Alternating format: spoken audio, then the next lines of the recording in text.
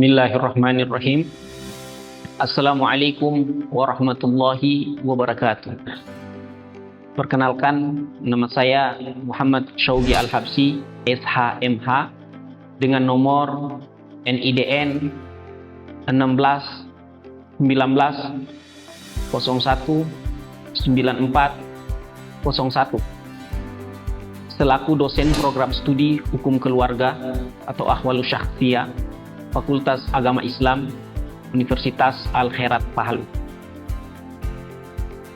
Tantangan perguruan tinggi saat ini adalah bagaimana menyiapkan mahasiswa agar mampu menghadapi dinamika perubahan sosial, budaya, serta tantangan moral dan hukum yang semakin kompleks di era modern. Perubahan struktur keluarga misalnya, pergeseran nilai-nilai pernikahan dalam masyarakat, serta perkembangan hukum nasional dan internasional menuntut mahasiswa memiliki pemahaman yang mendalam dan aplikatif tentang hukum Islam. Oleh karena itu, kompetensi mahasiswa perlu diarahkan tidak hanya pada aspek kognitif, tetapi juga efektif dan psikomotorik dalam memahami dan menyikapi isu-isu seputaran pernikahan dan keluarga dalam perspektif Islam. Nah, salah satu mata kuliah yang saya ajarkan dalam fikih adalah fikih munakahat, di mana mata kuliah ini didapatkan di semester genap dengan nilai bobot 2 SKS. Adapun capaian mata kuliah fikih munakahat adalah saya berharap mahasiswa mampu menguasai dasar-dasar hukum pernikahan, rukun dan syarat misalnya, sesuai dengan sumber hukum Islam. Kemudian yang selanjutnya, mahasiswa mampu menguraikan konsep-konsep teoritis fikih munakahat, termasuk hukum-hukum tentang pernikahan, talak, dan iddah. Kemudian mahasiswa mampu menguraikan kasus perceraian, misalnya hulu, fasak, dan cerai gugat, dengan pendekatan hukum Islam dan peraturan perundang-undangan nasional atau Undang-Undang Nomor 1 Tahun 1974 atau dalam kompilasi hukum Islam.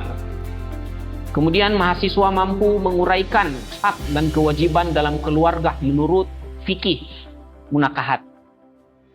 Selanjutnya juga mahasiswa mampu menunjukkan sikap profesional dan andil dalam memahami dan menyikapi isu hukum keluarga. Selanjutnya, saya akan mendeskripsikan mata kuliah fikih munakahat. Mata kuliah fikih munakahat yang saya ampu itu membahas hukum-hukum Islam yang berkaitan dengan pernikahan, mulai dari rukun dan syarat pernikahan, jenis-jenis pernikahan yang sah dan tidak sah, macam-macam wali dan saksi, mahar, hukum dan hikmah pernikahan, talak, hulu, fasak, kemudian cerai gugat, masa iddah, hingga hak dan kewajiban suami istri. Kajian ini mencakup pemahaman terhadap sumber-sumber hukum Islam, Al-Quran, hadis, ijma, qiyas, pandangan madhab, misalnya madhab yang 4, serta penerapan dalam konteks kehidupan masyarakat modern. Mata kuliah ini bertujuan membekali mahasiswa dengan mengetahui normatif dan aplikatif dalam membangun keluarga Islami yang berlandaskan nilai-nilai syariah, serta memberikan landasan hukum bagi penyelesaian persoalan keluarga dalam masyarakat. Selanjutnya saya akan menguraikan materi-materi dalam mata kuliah fikih munakahat.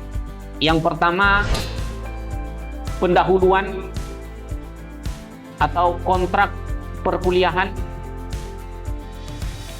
Kemudian yang kedua, ada namanya rukun dan syarat sah pernikahan. Kemudian yang ketiga, jenis-jenis pernikahan yang sah dan tidak sah. Kemudian yang keempat, macam-macam wali dan saksi dalam pernikahan. Kemudian yang kelima, mahar dalam pernikahan. Kemudian yang keenam, hukum dan hikmah pernikahan. Kemudian yang ketujuh, konsep talak dan jenis-jenisnya. Kemudian yang kedelapan, hulu, pasak, dan cerai gugat. Kemudian yang kesembilan, masa iddah dan hikmahnya.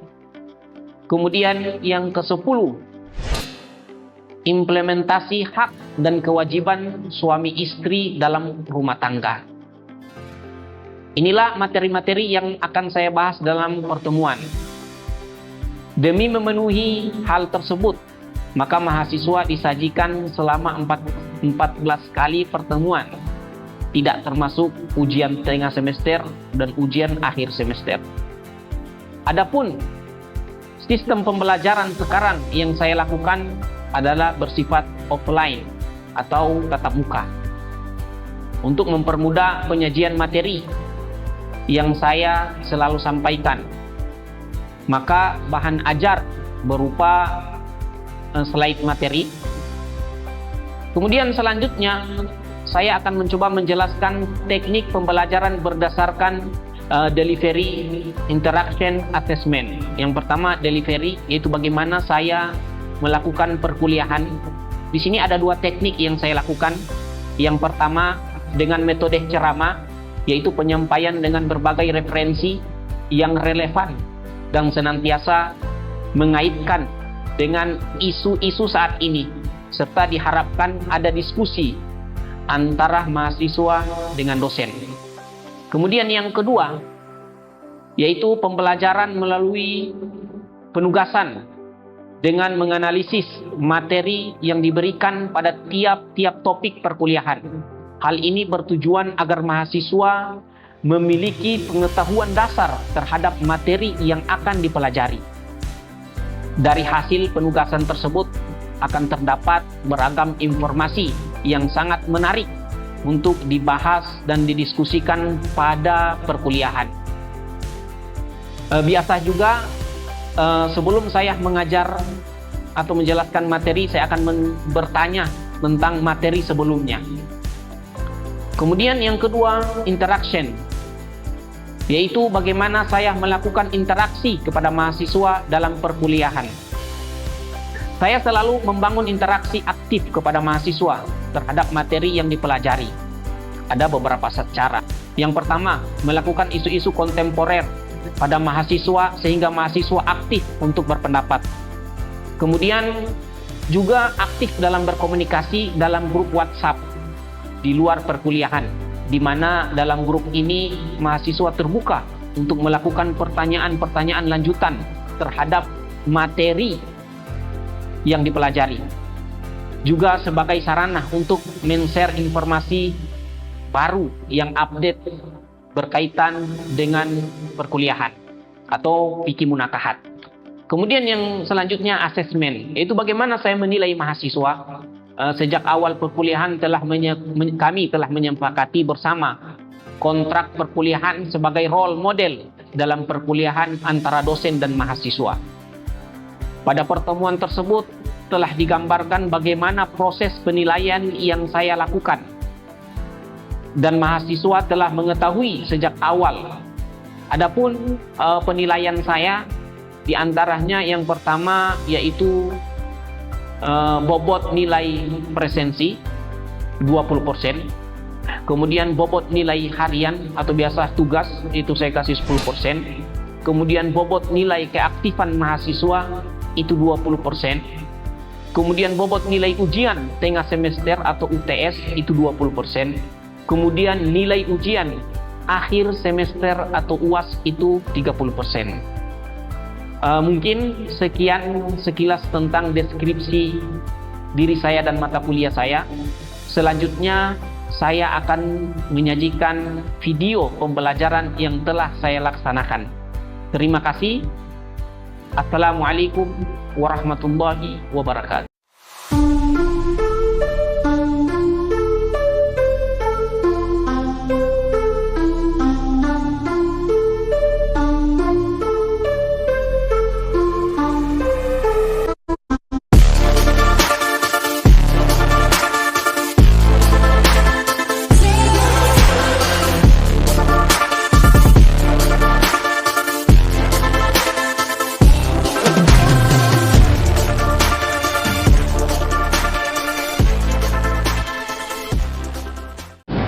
Baik, Assalamualaikum warahmatullahi wabarakatuh. Alhamdulillah Rabbil Alamin. Wassalatu wassalam ala Sayyidina Muhammadin wa ala alihi wa sahbihi ajma'in, amma ba'du. Pertama-tama tentunya hanya kepada Allah subhanahu wa ta'ala kita bersyukur. Kemudian hanya kepada Nabi Muhammad sallallahu alaihi wasallam kita bersalawat. Apa kabar sebelumnya? Baik, sebelum kita akan melakukan proses pembelajaran, marilah terlebih dahulu kita sama-sama berdoa supaya ketika kita belajar kita dipermudah oleh Allah Subhanahu wa taala. Ala hadhihi niyyah wa likulli niyatin salihah. Berdoa dimulai.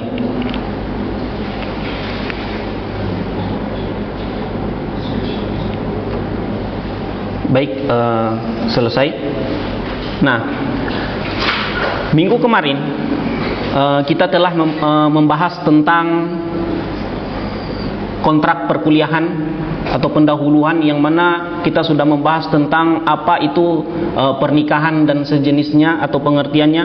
Sebelum saya lanjut, mungkin di sini ada yang mau bertanya, ada yang mau bisa menjelaskan tentang apa itu pernikahan. Silakan. Jadi pernikahan dalam Islam itu adalah akad yang menghalalkan hubungan antara laki-laki dan perempuan untuk membentuk keluarga yang sakinah mawaddah warahmah. Baik, terima kasih. Nah, supaya lebih jelas saya mungkin berdiri ya. Hari ini kita akan coba membahas tentang rukun dan syarat dalam pernikahan. Karena ini harus ada. Maka ketika kita belajar tentang pernikahan, ilmu tentang pernikahan, maka yang harus ada namanya rukun dan syarat pernikahan. Yang pertama, kita mungkin masuk kepada yang namanya rukun. Apa itu rukun? Di sini dijelaskan rukun secara bahasa dan secara istilah. Maka secara istilahnya itu bidhammir ra janibu syai'in al-aqwa. Apa? Secara bahasa, rukun itu adalah sesuatu yang kuat. Sedangkan secara istilah adalah ibaratun an juz'in minal mahiyati la tatahaqqaqu illa bihi. Sedangkan secara istilah adalah bagian dari sesuatu yang tidak dapat mencapai hakikatnya kecuali dengan rukun tersebut. Contoh dalam pernikahan. Rukun dalam pernikahan misalnya harus ada laki-laki. Kalau tidak ada laki-laki, maka pernikahan itu tidak ada. Ini adalah rukun.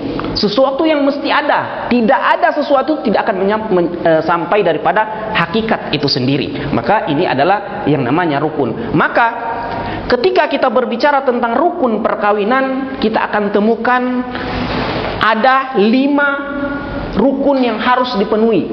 Maksudnya apa? Bahwa kelima-lima ini harus ada. Salah satunya tidak ada, pernikahan tidak akan terjadi. Pernikahan tidak akan sah. Yaitu yang pertama, ada namanya calon suami dan istri. Itu rukun, harus ada. Tidak mungkin mau menikah tidak ada laki-laki dan perempuan, kan? Kemudian yang kedua, rukun yang harus ada namanya wali dari pihak calon pengantin perempuan, atau biasa kita sebut dengan namanya wali atau bapaknya perempuan. Kemudian yang ketiga, harus adanya 2 orang saksi. Harus ada dua orang saksi, sebagaimana di dalam hadisnya Nabi SAW, la nikaha illa biwaliin wa syahidin adil, atau saksi, dua orang saksi yang adil. Kemudian yang selanjutnya rukun yang harus ada namanya sigat atau akad nikah, yaitu biasanya disebut dengan ijab dan kabul. Nanti saya akan jelaskan secara rinci syarat-syaratnya. Kemudian ketika rukun ini ada, ternyata ada syarat dalam sahnya suatu perkawinan. Maka definisinya adalah syarat secara bahasa itu adalah al-alamah, alamat. Itu secara bahasa. Sedangkan secara istilah di sini disebutkan wasyartun ma yalzamu min adamihil adam wala yalzamu min wujudihil wujud wala adam. Jadi syarat secara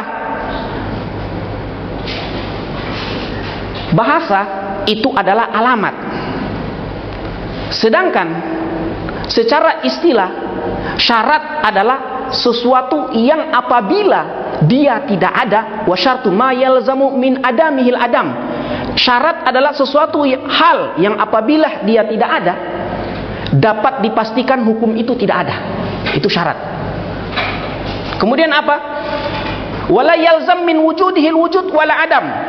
Kalau, akan tetapi kalau dia ada, belum tentu hukum itu ada, atau belum tentu hukum itu tidak ada. Contoh syarat, misalnya ketika kita berwudu, ini merupakan syarat daripada sholat, ya kan? Wudu itu syarat daripada sholat. Kalau tidak ada wudu, maka tidak akan ada sholat, ya kan? Karena syarat, tidak akan sah sholat. Akan tetapi kalau ada wudu, belum tentu bisa sholat, karena bisa jadi orang yang mau berwudu bisa jadi bukan untuk sholat, tapi bisa jadi dia baca Al-Quran. Begitu juga dalam pernikahan. Yang pertama harus beragama Islam. Maka ketika seseorang laki-laki yang mau menikah bukan daripada agama Islam, tidak sah pernikahannya. Kemudian yang kedua, harus jelas bahwa calon suami itu betul-betul laki-laki. Bukan maksudnya dalam bahasa fikih atau dalam bahasa agama ada namanya khuntha. Khuntha itu banci yang belum jelas, maka harus jelas laki-laki. Kemudian syarat yang ketiga, orangnya diketahui dan tertentu, maksudnya jelas laki-lakinya siapa. Misalnya kalau thalib, ya thalib yang harus menikah.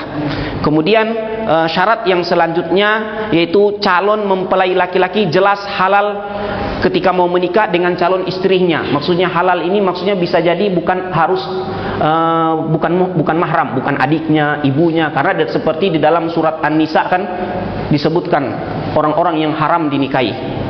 Kemudian yang selanjutnya ada namanya calon suami itu harus rela, tidak ada paksaan untuk melakukan perkawinan itu. Jadi nikah ini bukan untuk paksaan. Kemudian yang selanjutnya tidak sedang melakukan ihram. Ini baik itu umroh atau itu haji. Kemudian syarat yang selanjutnya tidak mempunyai istri yang haram dimadu dengan calon istrinya.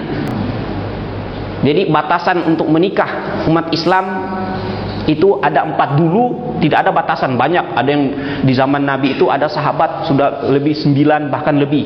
Tapi ketika datangnya Islam dibatasi 4. Tidak boleh. Kalau mau bisa, kata para ulama, kalau mau ya cerai dulu atau meninggal baru bisa. Nah, baik, ini adalah syarat daripada mempelai laki-laki. Jelas ya? Mungkin ada yang mau bertanya tentang syarat ini? Mungkin ada yang mau bertanya? Pertanyaan?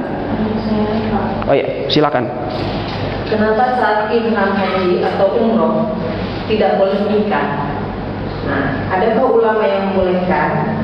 Karena ini zaman sekarang lagi tren-tren yang menikah di depan Ka'bah, bahkan hampir menjadi impian para umat Islam untuk sekarang. Baik,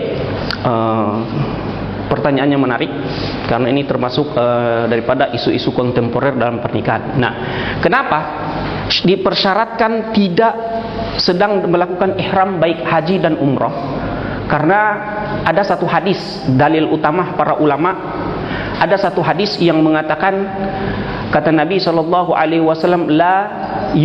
la yangkihu muhrim wala yungkihu wala yakhtub. Apa kata Nabi sallallahu alaihi wasallam? Tidak boleh orang yang sedang berihram itu menikah, atau tidak boleh melamar, atau tidak boleh wali dan lain sebagainya. Ini larangan yang jelas. Tidak boleh. Ini mayoritas ulama sepakat karena ada dalil ini. Akan tetapi ada satu ulama yang membolehkan bahwa ketika mau menikah sedang ihram, kata mereka, di antara ulama yang membolehkan itu ada namanya Abu Hanifah dan Bani Kufah. Itu mengatakan itu boleh melakukan pernikahan ketika ihram.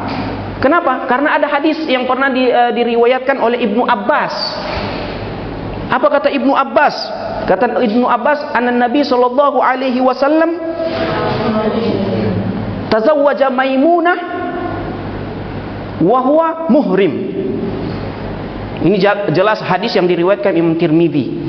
Apa kata Ibnu Abbas? Nabi sallallahu alaihi wasallam melakukan pernikahan sedangkan beliau menikah dengan Maimunah, ada istri Nabi yaitu Maimunah, melakukan pernikahan akan tetap pada saat itu, dan pada saat itu mereka dalam keadaan ihram. Tapi ada hadis yang lain yang bertentangan yang diriwayatkan Imam Rafi'i. Kemudian dari hadis dari Maimunah sendiri. Apa hadisnya? Bahwa ternyata Nabi melakukan pernikahan tersebut tidak dalam keadaan ihram. Dan ini hadis juga diperkuatkan.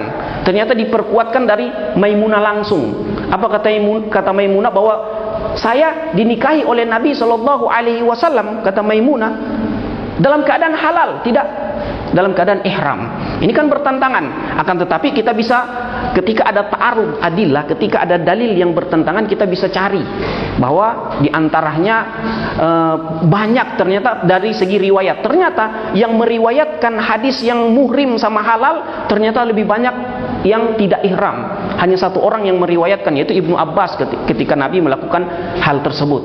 Nah, kemudian dalil yang selanjutnya adalah ketika Maimunah sendiri, ucapan Maimunah yang membenarkan bahwa ternyata Maimunah itu dinikahi oleh Nabi dalam tidak keadaan ihram. Nah, bagaimana kalau kita seandainya pingin menikah di Ka'bah? Bisa. Lagi tren-trennya. Jadi akan tetapi kita harus ingat, menikah ini bukan untuk tren, tapi cari kehalalannya. Apakah bisa? Bisa. Kapan? Yaitu ketika sudah selesai semua ibadah haji dan umroh, atau ketika tidak sedang ihram. Kita datang ke sana untuk menikah. Nah, kemudian syarat yang selanjutnya ada namanya wali. Kita sudah bahas tadi, wali itu harus, karena termasuk rukun. Kalau tidak ada wali, nikah itu tidak sah. Maka syarat yang pertama adalah beragama Islam. Kemudian syarat yang kedua, menjadi wali itu harus laki-laki. Kemudian harus balik. Kemudian harus berakal. Berarti orang gila tidak bisa. Orang gila tidak bisa menjadi wali. Atau mungkin anak kecil itu belum bisa menjadi wali. Tidak dalam keadaan dipaksa. Tidak dalam keadaan dipaksa. Kemudian yang selanjutnya, tidak sedang haji dan umroh. Ternyata wali juga tidak boleh melakukan akad ketika sedang ihram dan umroh. Karena kenapa? Alasan para ulama kenapa ini? Karena ibadah haji dan umroh itu adalah ibadah yang khusus, tidak boleh dicampur dengan ibadah-ibadah yang lain. Makanya diharamkan, terutama dalam mazhab Imam Syafi'i, itu tidak boleh ketika melakukan ihram haji dan umroh. Selanjutnya syarat-syarat saksi. Kemudian yang selanjutnya, ijab dan kabul dapat didengar dengan baik oleh kedua belah pihak dan dua orang saksi.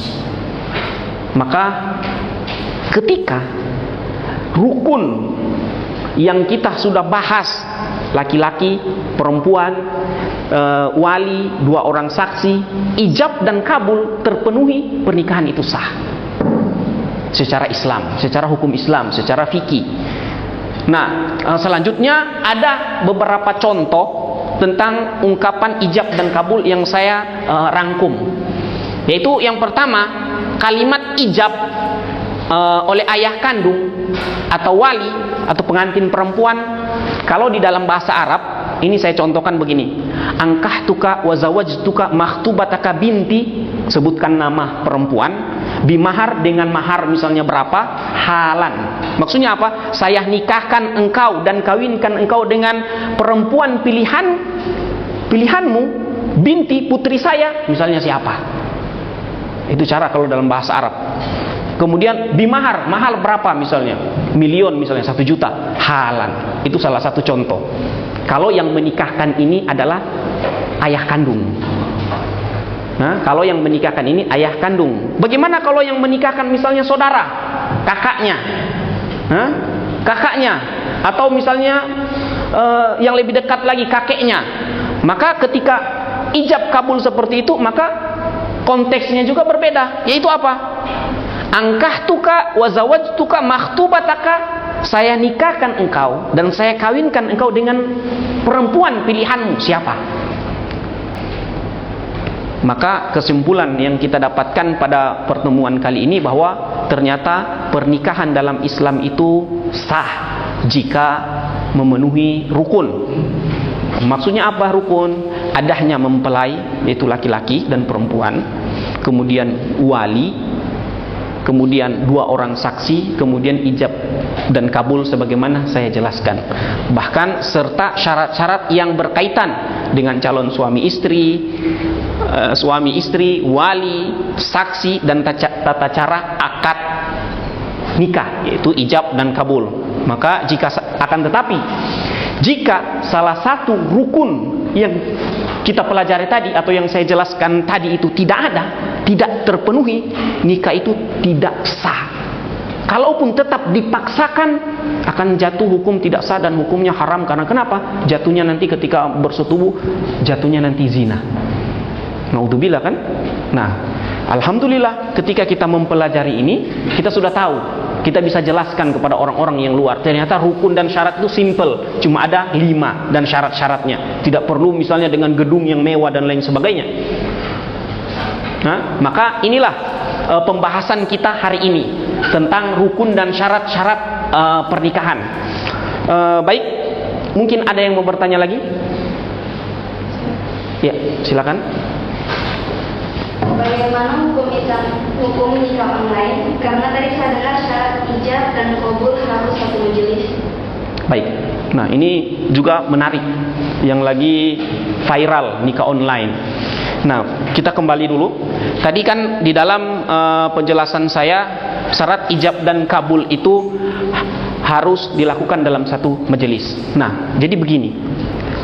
Ketika melaksanakan akad pernikahan yang wajib hadir secara jasmani badan itu 4. Yang pertama laki-laki, maksudnya calon pengantin, saksi, 2 orang saksi, sama wali.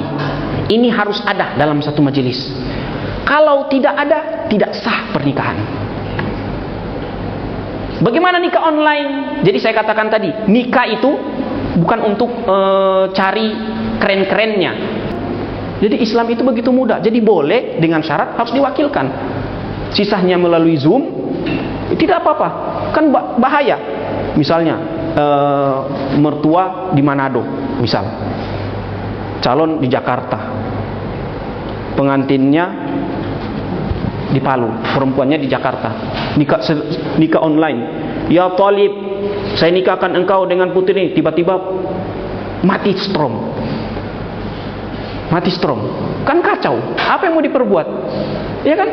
Makanya untuk cari gampang solusi yang diberikan para ulama, yaitu apa? Diwakilkan. Itu bisa. Jadi Islam ini datang untuk mempermudah, tidak untuk mempersulit. Baik, saya rasa cukup ya, karena mungkin waktu juga sudah habis. Jadi insya Allah kita ketemu minggu depan lagi. Semoga apa yang kita pelajari ini ada manfaatnya. Saya akhiri. Wal afu minkum. Assalamualaikum warahmatullahi wabarakatuh. Waalaikumsalam.